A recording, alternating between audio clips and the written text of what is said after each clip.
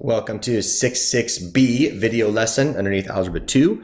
There's only 3 boxes here, and this lesson is focusing on function composition.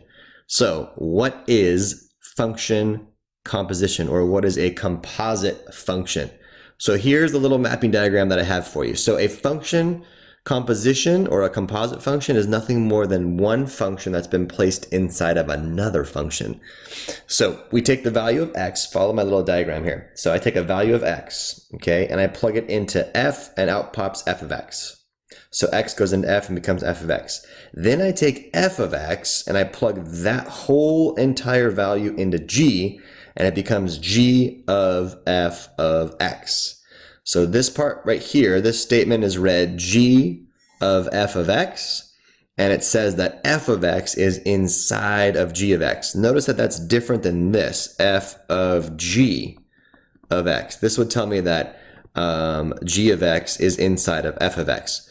So whichever one is in the end, that tells you that that one's on the inside. Okay, here's a quick example of what the heck I'm talking about here.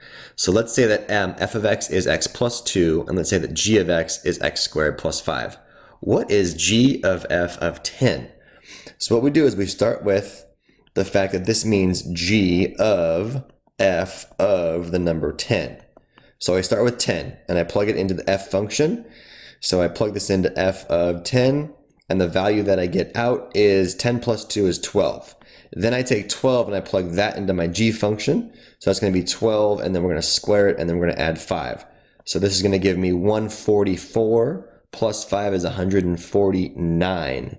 So therefore, f of g of 10 is a value of 149. So there's a quick example of what it is that we do. So I took the number 10, I ran it through the f function, and then 12 came out. Then I took 12 and ran it through the g function, and 149 came out. So therefore, g of f of 10 is 149. That's what we're doing for today. Okay, let's do 3 quick examples here. So I'll block these off for us, okay? Let's let f of x be x minus 5. Let's let g of x be an x squared. So what is g of f of 1? So this means g of f of 1. So I take the number 1 and I plug it into the f function. So f of 1 is going to equal to 1 minus 5, which gives me negative 4. Then I take negative 4 and plug that into the g function. So negative 4 quantity squared gives me the number 16. So therefore, this is the number 16.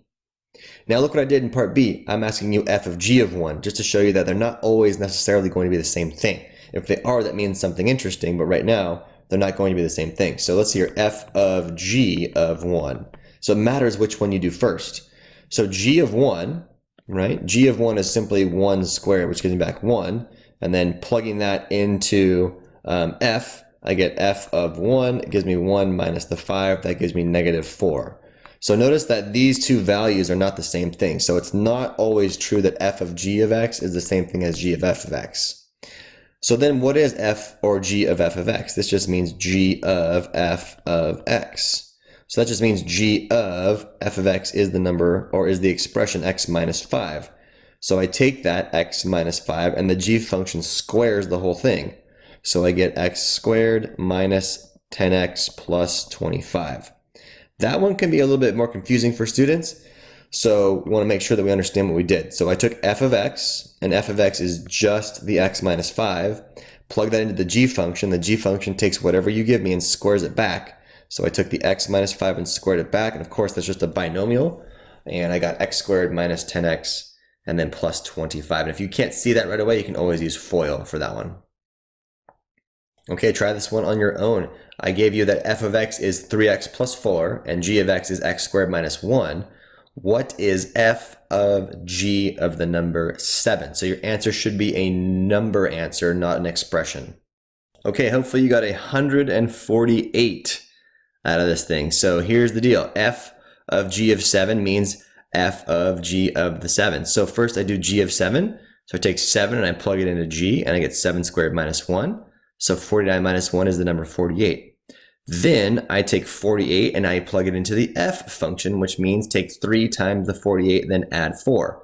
So 3 times 48 is 144, and then when I add 8, I get 148, or sorry, add 4, I get 148 as the answer. So again, 148 should be your solution, and we will practice more in class tomorrow.